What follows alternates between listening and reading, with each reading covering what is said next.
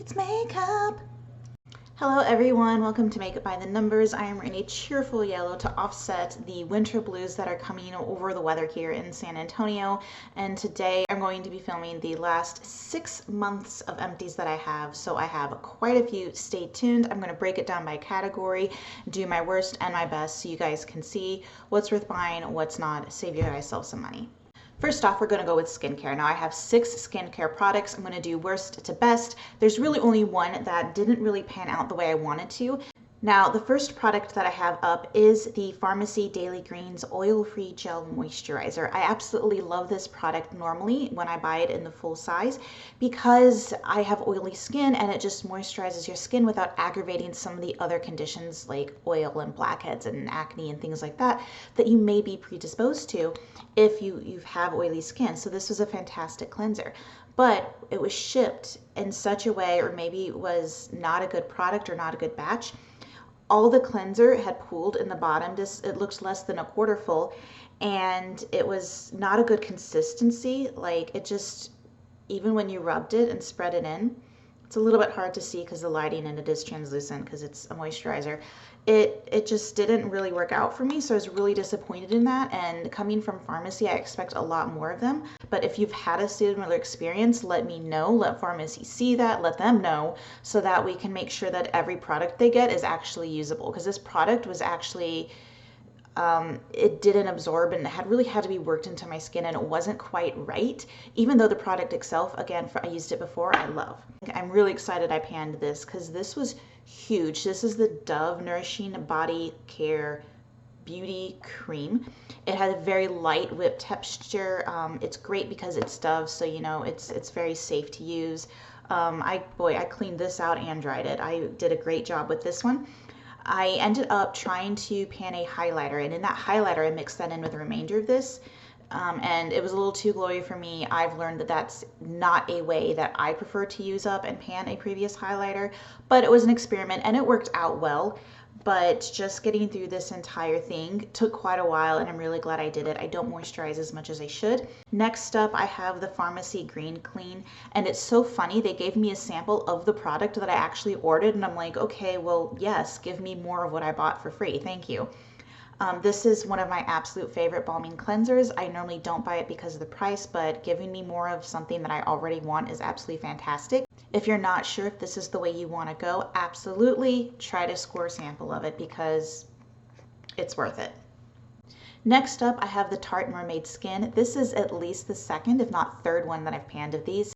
And the reason I love this is it's hyaluronic acid. I think it was a 1.5% solution. I'm not sure. I don't know where I saw that. It's definitely not on the bottle. But it keeps a very clean pump. You can see how much product's left. You get a great deal. It's a very safe product because it's Tarte. You know, Tarte's not exactly an adventurous company, but when they come out with something, they're like, hey, this is a moisturizer and it's got hyaluronic acid in it. And that's exactly what you get and it's exactly what you pay for. And I do really like that. And I love the packaging.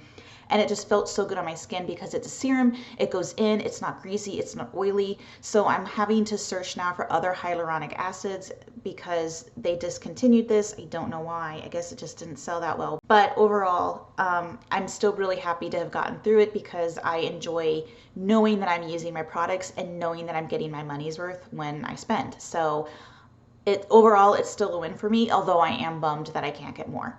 And in case you're wondering, I actually am trying the Inkyless hyaluronic acid, and I'll let you guys know as soon as I'm a little bit farther into that bottle, kind of how I'm feeling about their product and how it compares.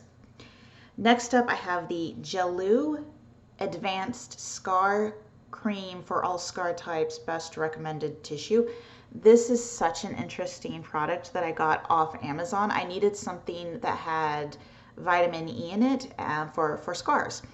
And this is what came up. Nowhere is that like recommended in it. But if you look at the ingredients, it has silicon, carbomer, lorcaprem, water, etc. That is the most interesting word I've ever seen in an ingredient list, etc. A deceivingly simple product, but sometimes when you're looking for a product, you want to buy the ingredient that you're paying for. And vitamin E and especially infused products, anything that's like medical grade, this is ostensibly medical grade, it can be a little bit more expensive, and you don't want to pay for a lot of bells and whistles and not get your intended product. The few caveats I have about this are, it's got a bunch of labels on the bottom that say like FDA, ISO, CC. Like, I don't know that this is FDA approved, because this is not an FDA approved ingredient list, but it was safe and it was effective, and I will not be rebuying it. Only because if I'm going to be using something long term over my face, I want a product that's a little more enjoyable, that feels a little better on the hands. Maybe it's got some luxury to it, something that I'm going to appreciate. Whereas this was a little bit too functional. It was exactly what I needed, but now that my scar and my surgery is 9 months old at this point, I'm not putting lotion on it on the daily. I no longer need it. I will not be repurchasing it. Big question then is, do I recommend it? Yes. I think if you can find something that is expensive that normally runs $60 a bottle, if you can find it for $15 a bottle, yes, absolutely do that. But buyer beware, I have no idea what the actual concentration of ingredients in this is, so that I'm a little apprehensive of. But if you need something in bulk and you need it cheap, this is fantastic. And last but not least, I'm putting this in my top category, is the Remedy soap. Now, I actually didn't use this wow, the exact same color as my tree. And this has tea tree oil and peppermint in it, and aloe, so it's very soothing, it's very relaxing, and it's very, very good on the skin, and I will occasionally use it as well. And I just find that whatever irritant you have on your skin, whatever reaction that your skin is having, this is probably some of the best product that you can get for the price. We have it, I think it's our only subscribe and save item off of Amazon. It is that good. So going over the skincare category and answering the question of would I buy it again? Pharmacy Green Clean Gel Moisturizer. No. It's very expensive, and if there's going to be any product inconsistency, I'm not going to buy it. It was good though, but just not this batch. No, I don't buy moisturizer. There's nothing expensive about Dove. I'm glad I had it and it was fun, but I won't be rebuying it again. Yes, I will rebuy it. I have repurchased it, and it's a fantastic product. I'm realizing now I should have included this in the makeup removing and not in the skincare section, but that one's up next anyway. You'll see it. No, because you can't, but I would rebuy it. That's unfortunate. No, because I no longer need it, and I want something that I actually know what's in the ingredient list. And yes, I would rebuy it, and I already have. Next up, I have 4 items in the makeup removing category that I panned since June to December, and I have also arranged them from worst to best. So in the worst category, this is the First Aid Beauty Cleansing Oil Makeup Remover. It is safe for sensitive skin, and it came in this small bottle. I honestly don't know if this is the sample size or not. You don't need a lot for makeup removing, obviously, but the problem with cleansing oils, and I think one of the reasons that the cleansing oils have really gone out of fashion since I first received this, is if you have oily skin, it's oil on oil, and then I always need to double cleanse to then remove the oil and the makeup that this has broken up. So it breaks it up, but it doesn't really remove it from your skin. So you need your traditional hydrophobic soap to really make your skin feel clear. And I understand the importance of double cleansing. I do recommend a double cleanse, and I do double cleanse most days, but this just didn't leave me feeling clean, and it made me feel worse after the first cleanse. It did a good job.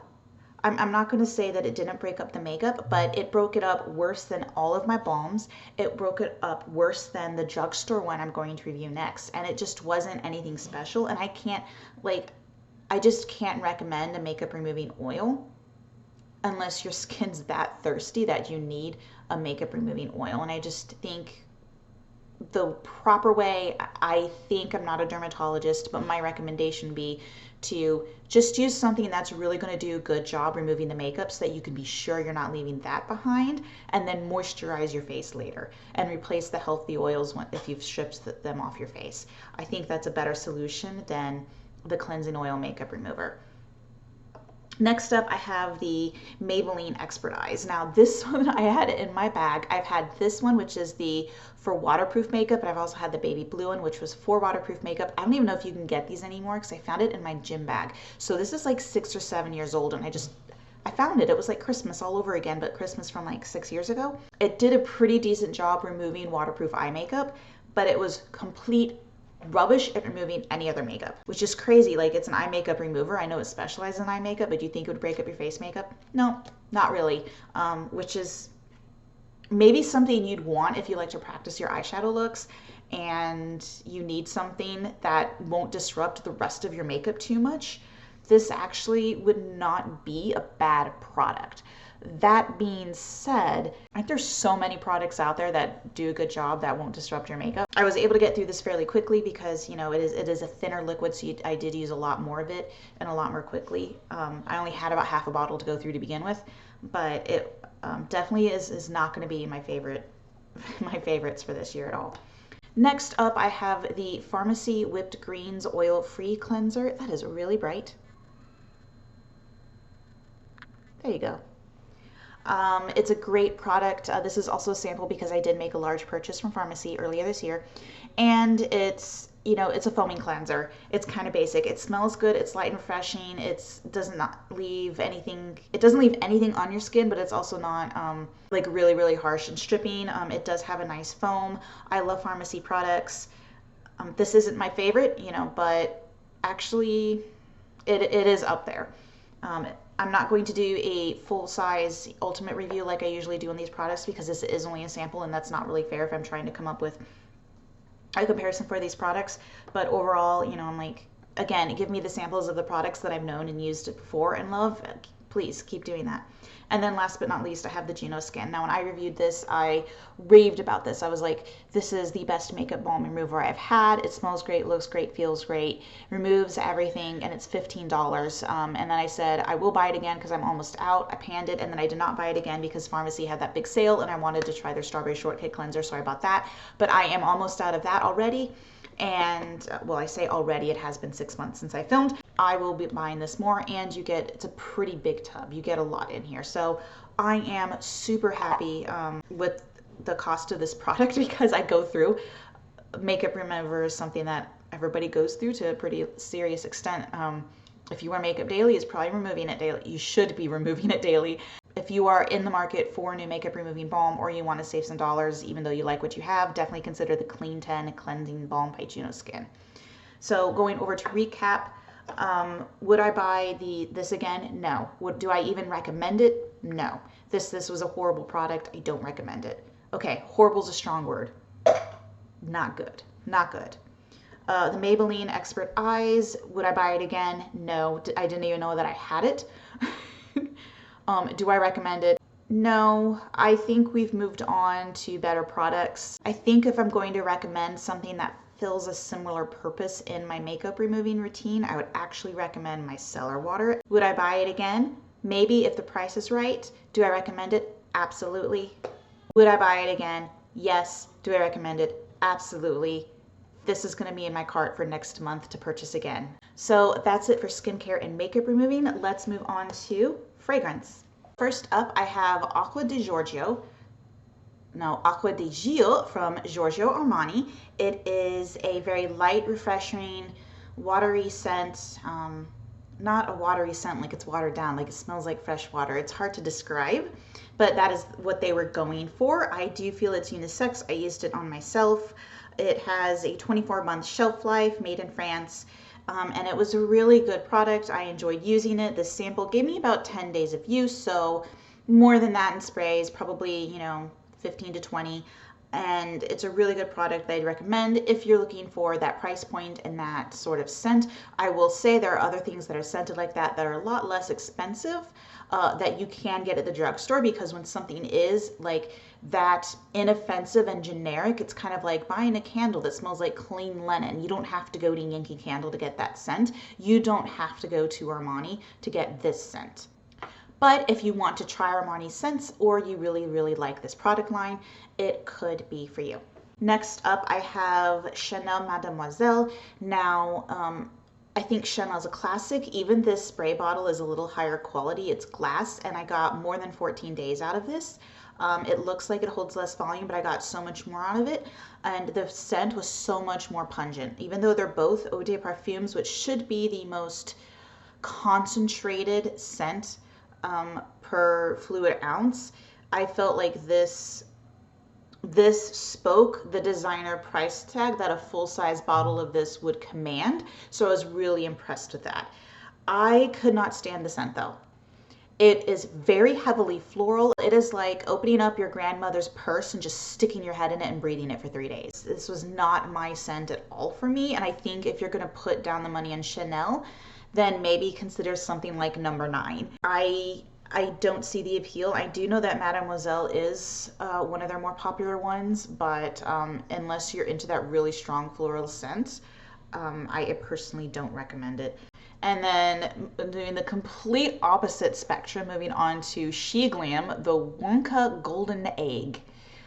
This is a solid perfume, so you open it up and there is just a white, in texture it's like a very solid balm, and you would rub that on your skin. Now with the designer Chanel, and the other designer perfume, you should expect about 8 hours. With the Chanel, because it was so strong, you're getting closer to 10. But with the She Glam Egg, you're getting 3 to 4 hours. And I don't know if that's, that could be very well be She Glam just being a budget manufacturer. It could also just be, maybe it's the nature of solid perfumes. When you have something encased in that balm, when that balm and that wax wears away, the perfume goes away too. Maybe it actually needed to be in the balm for longevity. Again, I know nothing about perfume manufacturing, but I do know the way it smelled. And I have a pretty sensitive nose. I can tell you that there was tonka bean in this, vanilla. There are some other things. I think it was supposed to smell like white chocolate. And it did. It made me hungry. I could not get enough of this. I was wearing it every day. I took it out, flipped it over, and then was like trying to use the bottom. I was like using tweezers to get in here and like get under the cap. Yep, still smells good. It does have a shorter shelf life, but I love this because it is super, super friendly towards, maybe you have a preteen, maybe you don't like really strong scents, maybe you like to change your scent throughout the day. Like if you know you're going to go out and wear one scent, but you just want to throw something on in the morning, this is a great opportunity for that, because it's not going to stick around later in the evening. But when you do put it on, it does smell so good. I swear it made me hungry. This is the first time that I've been exposed to tonka bean, which is kind of like a warm, spicy vanilla. This thing was also only $4, so this is one of those things like, okay, I'm talking it up, like, because the smell, knowing that the quality wasn't there, knowing the longevity wasn't there, knowing it's a plastic age with a balm. It's also my first solid perfume I've ever tried. But for $4, and I'm using this for months on end and wanting it and craving it, I would rather have this any day than that nice expensive Chanel. Like, I don't care that that's the higher quality perfume. Like, I want a perfume that every time I put it on, I want to smell it. Now, I will say I don't recommend this if you don't like that really, really sweet smell, because talking about a warm, spicy vanilla or a white chocolate smell, anything that is food related, is some people don't really like. I got no problem smelling like food. I think it was great, and you don't have to worry about that 12-month shelf life, because it's going to be gone before then, because you're going to use it. So, personally, I would absolutely not buy the Armani. I know some people have different opinions on designer products, but that scent was not designer enough to justify an Armani price tag. The Chanel, although the Mademoiselle is a very specific and indicative scent of Chanel, the time and age and generation that buys that scent and buys that product is not my generation. I don't even think it's my parents' generation. I don't think this is kind of the forward motion that's very current, modern, or trendy. And I know not everyone wants to be part of a trend. They want something classic, but things that are classic can still smell better than that perfume. So not a fan. And then the She Glam. Would I buy it again? Don't love buying She Glam products for some of the problematic business practices that type of manufacturing entails, because there's worker labor rights, environmentalism, and I like to vote with my money. It's also not available, so it's kind of a moot point, but if it were available, I would actually seek out a perfume with similar notes and similar scents from a more responsible manufacturer. And I would probably love that more, because it would have greater longevity, greater quality, and if I had to choose between a solid and a traditional spray perfume, I actually prefer the spray perfume. So I guess the answer is no, I would not buy it again. And that's a bummer to have, two complete duds and half a dud. I love the product but wouldn't buy it again, but that's the nature of fragrance. It is so incredibly personal, so incredibly specific to each person in a certain time and place. This is just one of those things that I loved it, but I'm moved on with it, and I don't really want to go back and put my money there. So the next thing I'll go through is my lip category, because there's only one product. This is the Tarte H2O Gloss in the shade Below Deck. It's a nice pinky nude that's very transparent with lots of sparkle. I use this every day. I used it at the gym bag. I finally got through it. Beautiful color. The glitter in it I think is a little chunky. I don't think rolling into 2024 we're going to see lip gloss with this big glitter movement. I think we're definitely into a straight gloss. We're into pearlescent finishes. We're into oils. I don't think that the presence of physical glitter is going to be the way forward. And then this product did not age well. It definitely got really, really thick and a little bit goopy. It was definitely sticky. I don't think I'm going to do a full ultimate review on this product as well, and I definitely had the chance to play around with the formula. I can already tell you that if I'm going to buy from Tarte, I'm not going to buy this lip gloss. I have a Maracuja, which I absolutely love. If I'm going to buy a lip oil, I'm going to try other brands. I think indie brands right now are having kind of a moment with lip oils. Elf has a great lip oil. Sigma has a great lip oil. I'm not going to go for this sticky gloss. I have other glosses as well that I love, and none of them make me feel like, I'm Edward Cullen walking out in the sunlight. I can't believe I just made a Twilight reference, but there we go. So I can honestly say I didn't like it. I did at first, but I think my tastes have changed. My tastes have refined a little bit. So I don't recommend it, and I'm not going to rebuy it again. So next up, I have the Benefit Give Me Brow. I don't know if this is a sample or a mini, but I definitely did not completely use this product. I do my brows so rarely. It's just not my cup of tea that I didn't use it. The reason I'm getting rid of it is because it's expired to the point that it's no longer usable. The fibers are clumping and they're not spreading evenly over my brows. They're not mixed into the product well. It's not going to get any fresher. I don't know. This is what, 2 years past the 6-month shelf life? Like, I don't even know. So obviously I wouldn't rebuy it because I didn't use it. It's not something that I incorporate into my routine. And when I do my brows, I don't tend to use a brow fiber filling gel, and I don't prefer something that's tinted. So like, I don't think you're going to be able to see it on camera, but even if I coat my brows and push them up, let's take care of the little bit of a smudge there. There's no real lift here. Like, they immediately went down. I could comb them up. It could dry, but they really made no difference. And again, you can see it on camera, but there's actually a pretty good chunk of product that was globbed onto the end of the brush there. It does nothing. Like, the product, it does nothing. Why have it? More importantly for, you as a consumer, with current trends, right? Because it's all a trend. If you want to make your brows look fuller, you can block them. If you want to make them denser, you can use a powder fill. You can use markers for a more natural look. You can use brow pencils. There's just so many products. And if you're going to use a freeze wax, I mean, there's Elf, there's Anastasia Beverly Hills, there's there's other waxes that provide more hold than this. This provides no hold. It makes your eyebrows longer, which is like not a thing that I would normally want to do, and it doesn't fill them in the way you would want. I don't think anyone wants a chunky eyebrow hair, which is kind of what this does. Even in its best days, it was never a product that I used.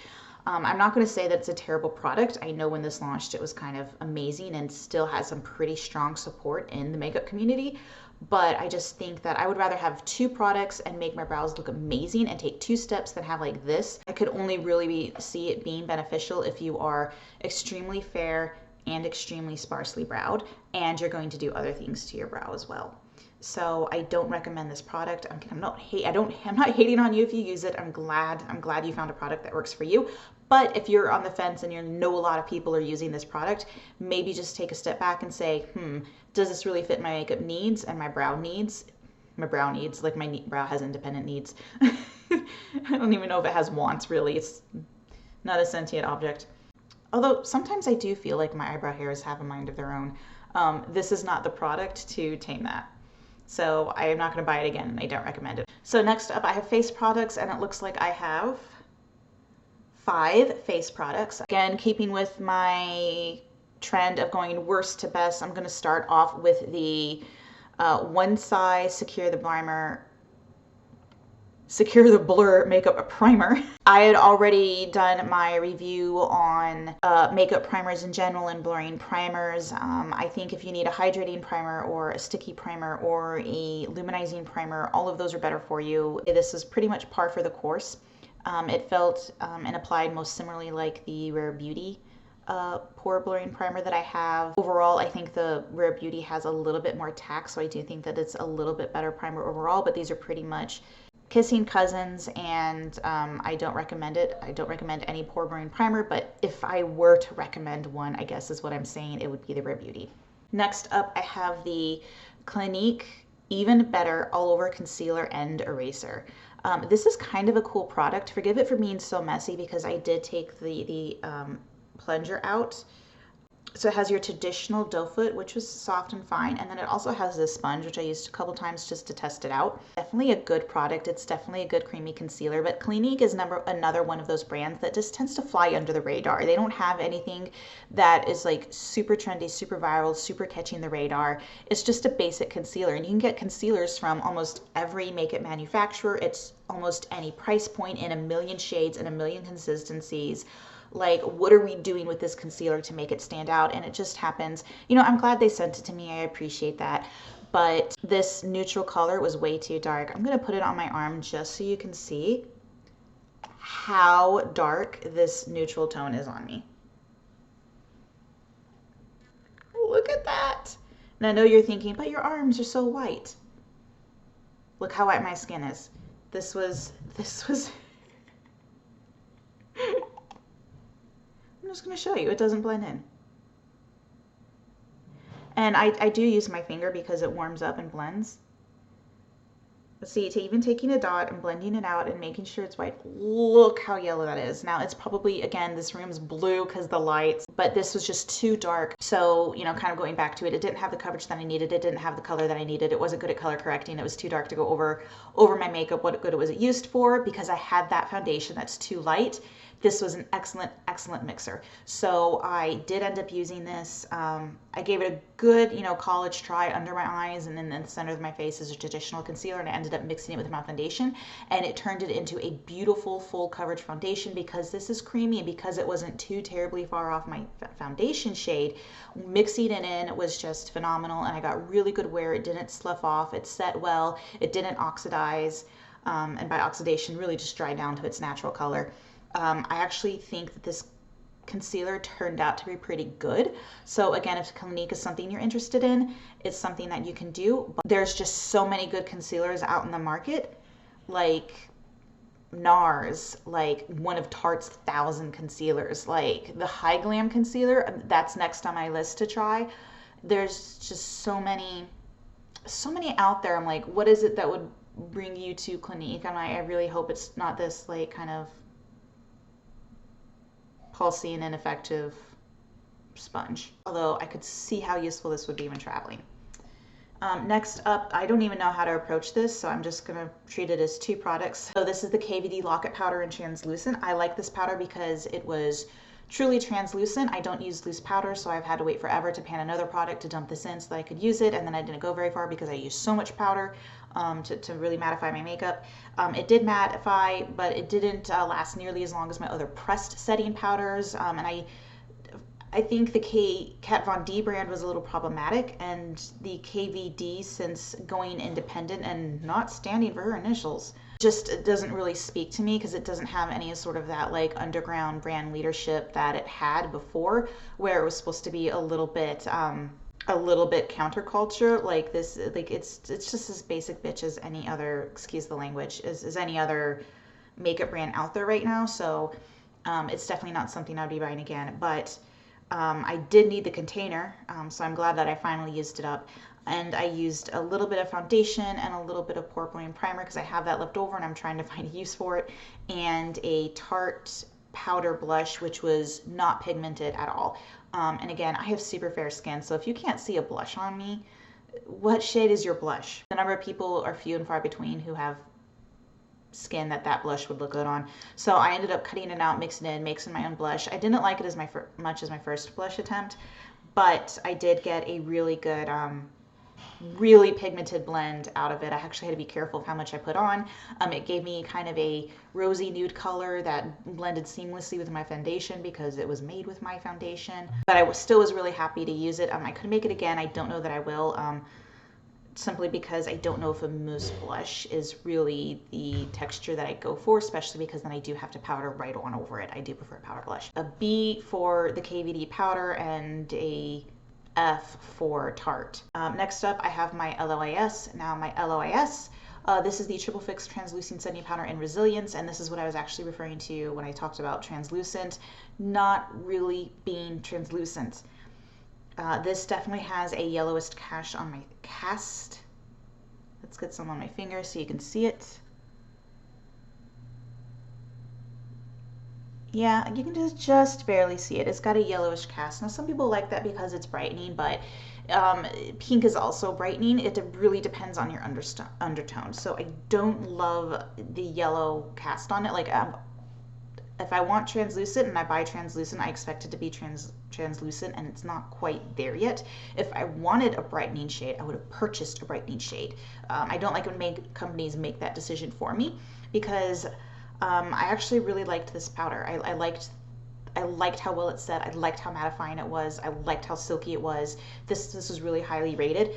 In my review, my ultimate review, the only criticism I really had of this product was that these corners are kind of impractical, and I know that's like their branding is this triangle shape, but come on, what a stupid thing to get bent up over. Like, don't make your product packaging form over function. Just so you can have like a unique shape. That being said, it's a fantastic setting powder. I'm using the Kosas Cloud Set powder right now, and they have very different ingredients, but they actually have a very similar effect. So I'm going to keep that in mind and kind of see how they compare and come up with another review later for you. But this was a fantastic powder, and I'm really glad I tried it. And I definitely know that I used pressed powders now. So if loose powders are too messy and you don't want to get into it, the pressed powder is a game changer. So I'm really, really happy, and I really like LYS, and they are so price approachable. It'll be fantastic. Last but not least, and in fact the best out of everything that I'm reviewing in my face category, is the It's Not Me, It's My Sign blush by Space Case.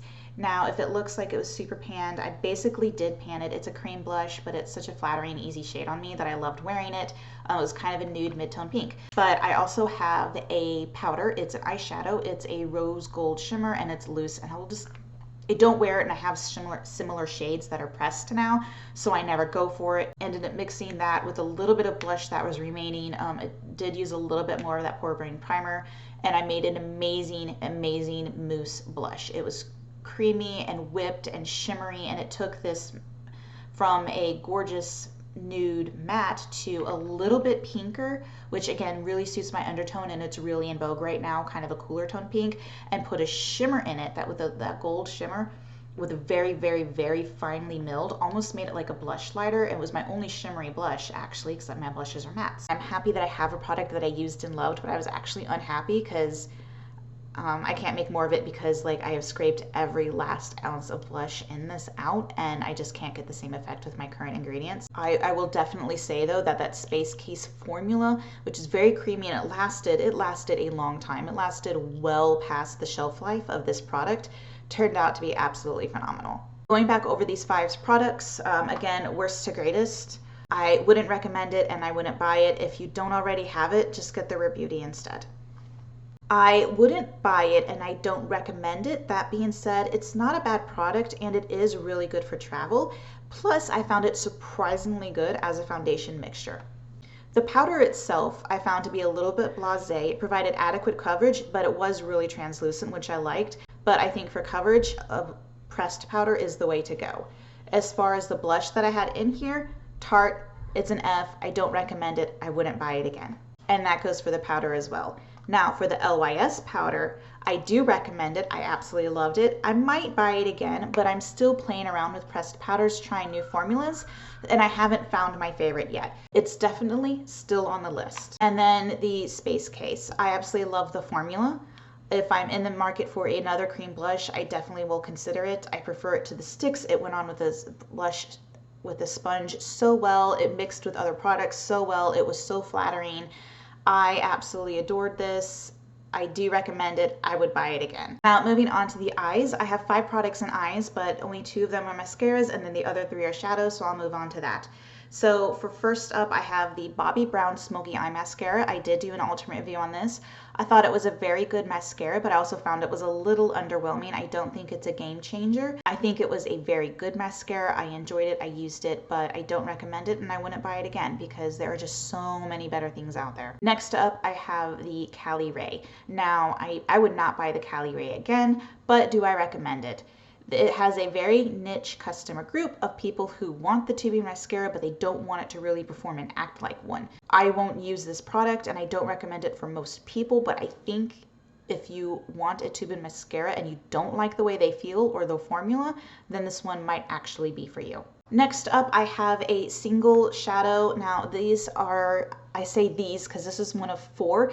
This is just the first one to dry out. You do see my dog got a hold of it, but I got it back. There's just nothing left in the sea glass to come out. It's completely dried up. It's well past expiration. I like to have a small sample of glitters because I hate pressed glitter. So for a while, look how weak that shimmer is. It took 1, 2, 3, 4 passes. That's 1. You can barely see. It's there, but it doesn't look good on the eyes, and it's extremely difficult to work. It's just expired, so I'm going to get rid of it. I don't think this merits anything more of a review. Suffice it to say, I obviously didn't use it, but I've used it all that I can. I don't know if you can buy them anymore, but obviously I wouldn't buy it again. I didn't use what I had. I'm glad I had it. I will remember it fondly, but it is time to go, and no, I don't recommend it. If you're going to go with a liquid eyeshadow, there's a lot better option. Next up, I have, this is another Space Case product. This is called Intense Stargasm. And to be honest, when I first got this, I hated the color. Like I was like, ooh, it's gonna be purple. And then I was like, oh, it's silver. And then I'm like, oh, it's taupe. And then I put it on my eyes and I'm like, oh, it's neutral, but it's a cool neutral, but it was gray. And this was years ago. This was, it was definitely not the preferred color palette at the time, but it was so flattering on me. It was a one and done eyeshadow. I usually don't use creams. If it's going to be a cream, I don't prefer it in the stick. I do prefer in the put it in the pot because it's just so easy to apply like that. I am seeing now though, the side effect of that is because of the increased surface area, it dries out very quickly. When it started to dry up, I really started to make a concerted effort to use it. I started putting it on top of bases and extra hydration. I tried mixing in setting spray with it. I tried mixing in alcohol with it. I tried mixing in different other lotions with it. Nothing really rejuvenated this, and it just got harder and harder and harder. You can just see, even though I've got a big finger well in it, I just can't use a single shadow that diligently to truly use up an entire product before it goes bad. Like with an eyeshadow collection my size, I really need a powder so I can keep that longevity. I've had palettes in my collection that I've had for 4 or 5 years, and creams, they just don't have that life expectancy.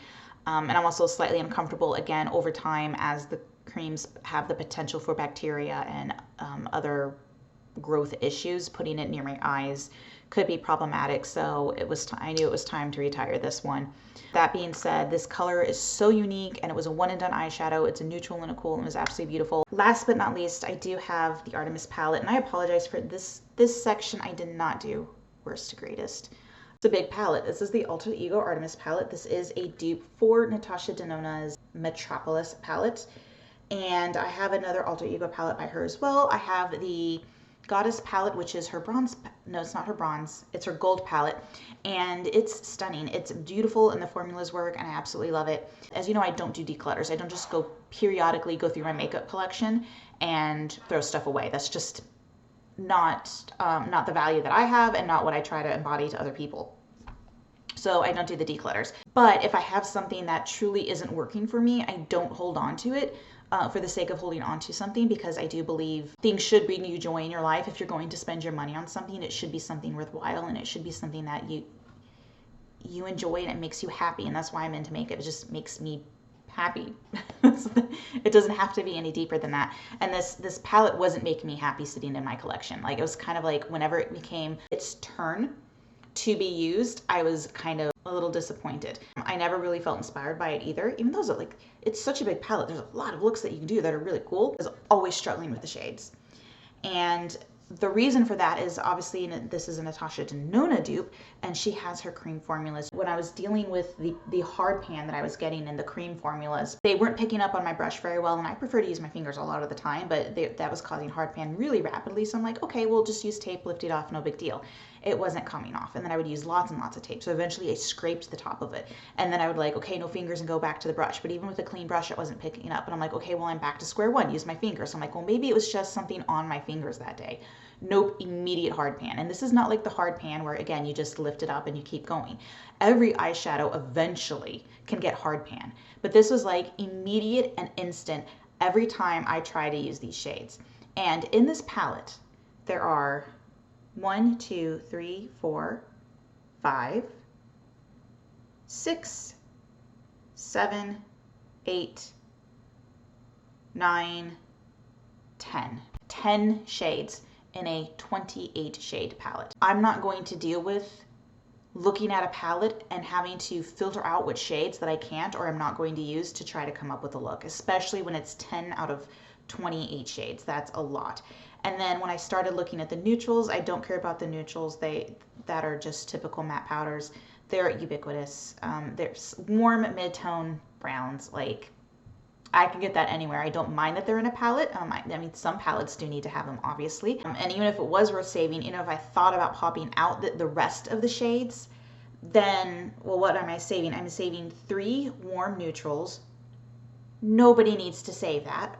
Those are ubiquitous. I mean, they need to exist, but I don't need to save them from this palette. They're in other palettes. And it really came down to the shimmers. And there's a really cool, like, brownish, goldish green one. I have that in other palettes. It's a cool shade and I like it, which is why I have it in other palettes. There's a really pretty blue, but I have a couple other really intense blues that I like just as much, if not more. There's kind of a greenish blue here. There's a lot of golds and bronzes and coppers, sort of those warm metallics.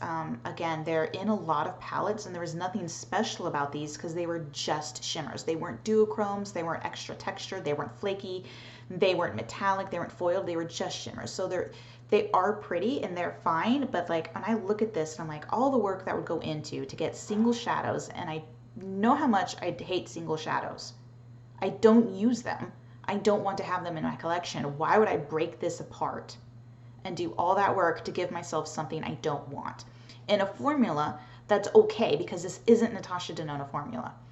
At the end of the day, I was like, I put it on my chopping block, rescued it, put it on my chopping block again, and that was the second time, and I'm like, no, it's gone. So this is why you don't really see me do declutters though, is because, if I find a palette that just isn't working for me, I get rid of it because I know I don't have unlimited space, I don't have unlimited storage, I don't have unlimited organization, I don't have unlimited time or patience to work with a palette that doesn't really work with me. I don't like gambling with my money. If I can't get something consistently good from a manufacturer, I'm not going to buy it. So overall, I'm really disappointed in this palette, so I am going to get rid of it. It's really pretty though. I do love this sort of floral tone on tone. They did a good job with that, but I don't save things in my collection just to look at the front of them. So that does bring me back to, would I buy, do I recommend? No, I would obviously not buy it again, and no, obviously I don't recommend it. I am curious about other Alter Ego products, but I really do believe in not buying things just because they're cheap. Buy the thing that you want. So at least for Alter Ego, I like to be consistent in my practices and the advice that I give you, in that I do not recommend buying things because they're half off or because they're cheap, unless you would get them anyway. Simply because you're better off buying the thing that you really want that makes you happier than a whole bunch of cheap things, which in the end don't make you happy. You end up buying something else to replace it. It costs you more money in the long run. It doesn't help you reach your financial goals. And my financial goal is to not have my wealth and what I'm passing on to my family, what I go to work for. I don't want that wrapped up in my makeup drawers. That being said, I don't really regret purchasing it because everybody makes mistakes. Everybody has to have a learning experience. I had no idea of knowing that I wasn't going to be happy with this palette because I know most people, again, let me know if you have an Alter Ego palette and if you're happy with it or not, because everyone that I've seen either on YouTube or in the comments, Everyone has said it's a great brand and it's delivered consistently. I just didn't get that. I think that's enough about this palette. So it's time to move on to answering that question. Would I buy it? Would I recommend it? Clearly, I would not buy it again. Would I recommend it? Obviously not. I'm throwing it away. Very gently used. It's unfortunate, but it happens. Would I buy it again? No, there's better mascaras. Would I recommend it? No, there's better mascaras. Am I mad at? No, it's actually very good mascara, but I wouldn't buy it or recommend it. I would not buy it again. I would not recommend it unless you are that subset group that I talked about earlier. I don't mind that I have it, but it no longer has a place in my collection. I don't regret buying it, but I wouldn't recommend it and I wouldn't buy it again. I don't recommend having this. I didn't buy it the first time, but I wouldn't buy it again just because it is a single shadow. I would, however, keep my eye out for this shade in a pressed formula because I know how much I love it, but I wouldn't buy it. If you do like single shadows though, I do recommend it. If you can get through the formula before it expires, it's a great quality product. I hope that by watching you feel inspired to keep using the products that bring you joy and to appreciate everything in your life that you've been able to acquire so far. I hope that this brings joy and light to your hobby and that you absolutely love going through your products and reminiscing with me about how good some of them were. If you'd like to see more videos like this, don't forget to like and subscribe. Thank you so much for watching, and I will see you next year.